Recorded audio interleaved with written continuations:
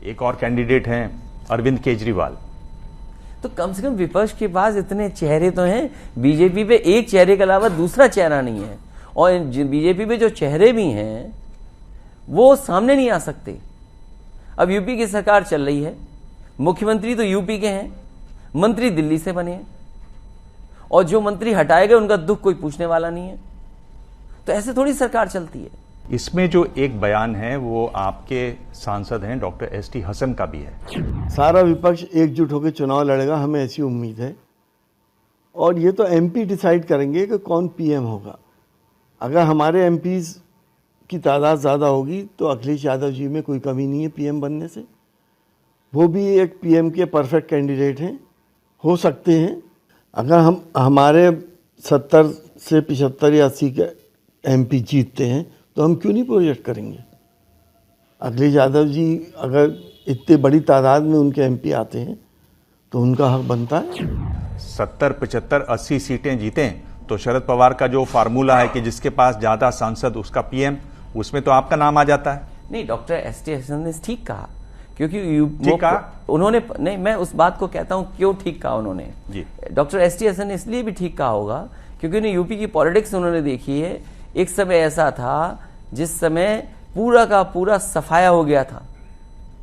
कभी कांग्रेस ने सफाया किया विपक्षी दलों का, कभी विपक्षी दलों के पक्ष में इतना नंबर्स आए कि कांग्रेस का सफाया हो गया।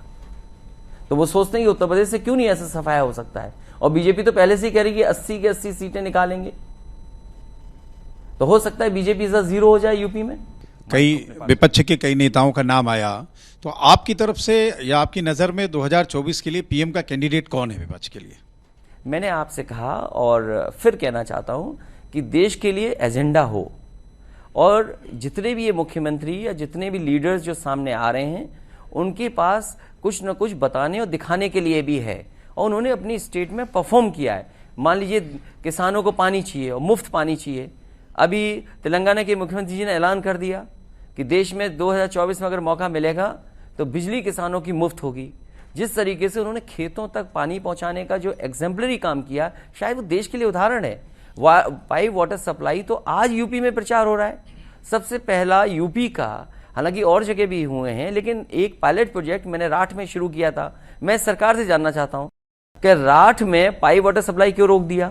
उधर ममता जी के पास एग्जेम्पलरी काम है। पीएम कैंडिडेट का आप किसको सपोर्ट करेंगे, किसका नाम आप आगे मैं करेंगे? ये कह रहा हूं कि किसी को धागा बनना पड़ेगा जिसमें सब मोती पुरोए जाएं। तो वो धागा कौन है आपकी नजर में? कोई धागा है? मोती हमारे पास बहुत, अभी आप केसीआर की पुरोने वाला भी चाहिए। तो ये मैं समझता हूं जैसे 2024 का चुनाव आएगा वो बात साफ हो जाएगी। लेकिन देश बीजेपी से परेशान है। अभी तक बहुत कड़वाहट थी नीतीश कुमार जी और लालू यादव जी के बीच में, लेकिन कुछ दिन पहले ही आपने देखा कि वहां दोनों लोग मिल गए और बीजेपी को सत्ता से बाहर किया। उत्तर प्रदेश में बीएसपी के साथ आपने चुनाव लड़ा है। हालांकि ये संभावना दूर की हो सकती है, लेकिन 2024 के पहले क्या हम कुछ भी इस बारे में जान सकते हैं आपसे कि समाजवादी पार्टी और बीएसपी के बीच में कुछ भी संभावनाएं हो सकती? अगर मैं कुछ ऐसी सख्त बात कह दूंगा तो हो सकता है ट्वीट आ जाए। जी जी। लेकिन फिर भी मैं कहता हूं कि जिनका संबंध भारतीय जनता पार्टी से है, बहुजन समाज पार्टी वो काम करती है जो भारतीय जनता पार्टी कहती है। अगर पिछले चुनाव में 2017 में और पिछले चुनाव में बहुजन समाज पार्टी ने बीजेपी की मदद न की होती तो आज भारतीय जनता पार्टी उत्तर प्रदेश में नहीं होती। मैं बधाई देता हूं नीतीश कुमार जी को, तेजस्वी जी को, आदरणीय लालू जी को कि उन्होंने कम से कम भारतीय जनता पार्टी को वहां से हटाया। बिल्कुल। अखिलेश जी, ये तो आप बड़ा आरोप लगा रहे हैं। ये बड़ा आरोप नहीं है, बीएसपी पर आप बड़ा आरोप लगा रहे हैं। और हकीकत है। अगर आप जमीन पर देखेंगे, उनके फैसले देखेंगे, आप राष्ट्रपति का चुनाव होगा, क्योंकि आजमगढ़ का चुनाव है तो आप नहीं बोलेंगे, 2 दिन बाद आप समर्थन कर देंगे बीजेपी का। समाजवादी पार्टी कैसे हारे, वो कैंडिडेट कौन सा दिया जाए, उनका टारगेट बीजेपी नहीं था, उनका टारगेट था समाजवादी पार्टी। उनके स्टेटमेंट देखिए, बीजेपी से नहीं लड़ रहे हैं। और ऐसा बीजेपी के सारे पे काम होता है, वो तो एक अपनी बनाई हुई जेल में बंद है, और उनका जेलर मुझे लगता है दिल्ली में बैठे हैं। तो आपको क्या लगता है कि अगर ऐसे ही बात होगी विपक्षी एकता की, तो या आप बीएसपी को विपक्ष में मानते ही नहीं है? नहीं, मैं केवल जनता से ये कहना चाहता हूं, जो अंबेडकरवादी हैं, जो बाबा साहब भीमराव अंबेडकर जी का सिद्धांत था, जो लड़ाई उन्होंने लड़ी, या मान्यवर काशीराम जिस रास्ते पर चले, क्या बहुजन समाज पार्टी उस रास्ते पर है? मुझे बहुजन समाज पार्टी के बहुत लीडर्स मिले हैं, उनके कैडर के लोग मिले हैं, और समय समय में मैंने उनको सुना है, वो यही कहते हैं कि बहुजन समाज पार्टी का आज रास्ता वो नहीं है जो मान्यवर काशीराम जी का रास्ता था। एक बड़ा आरोप जो प्रधानमंत्री जिसके बारे में बात करते हैं वो है परिवारवाद का। क्या आपको कहीं ना कहीं इस बात का एहसास था, क्योंकि हम देख रहे हैं कि आपने डिम्पल को इस बार आजमगढ़ से नहीं उतारा, राज्यसभा भी नहीं भेजा, तो एक तरीके से समाजवादी पार्टी में कोर्स करेक्शन चल रहा है थोड़ा। भारतीय जनता पार्टी और प्रधानमंत्री जी को मैं धन्यवाद देता हूं।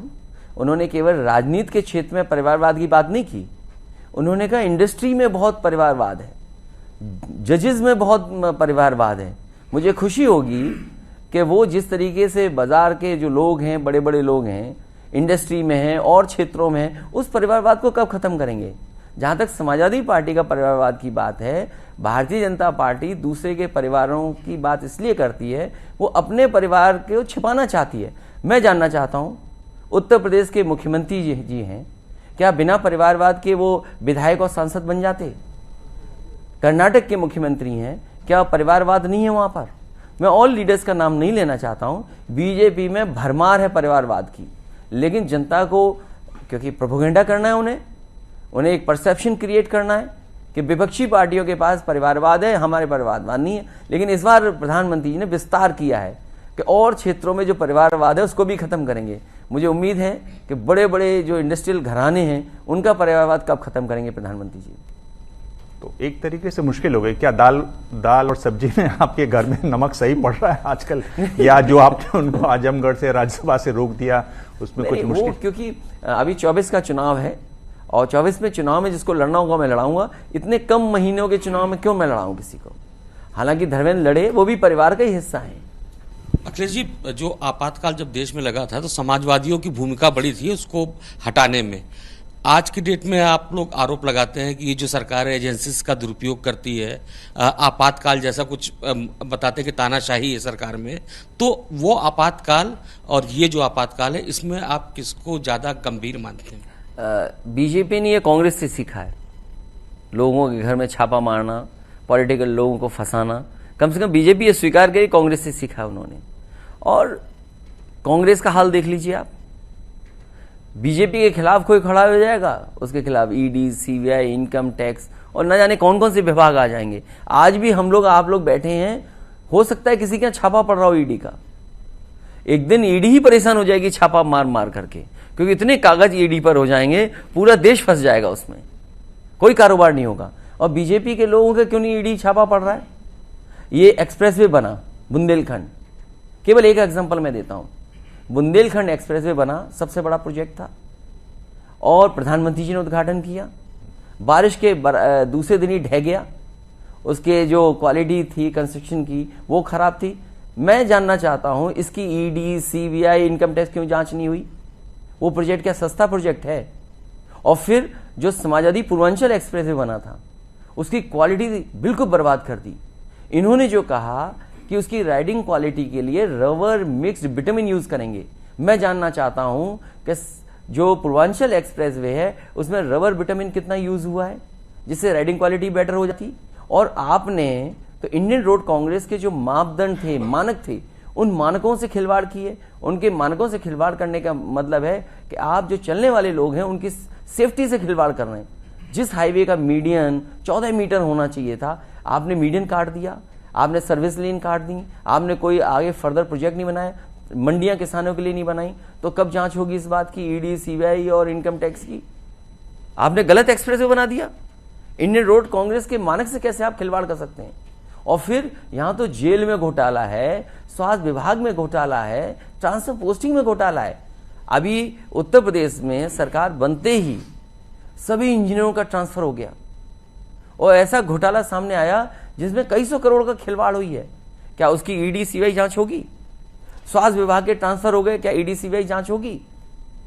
आज स्वास्थ्य विभाग ठप है।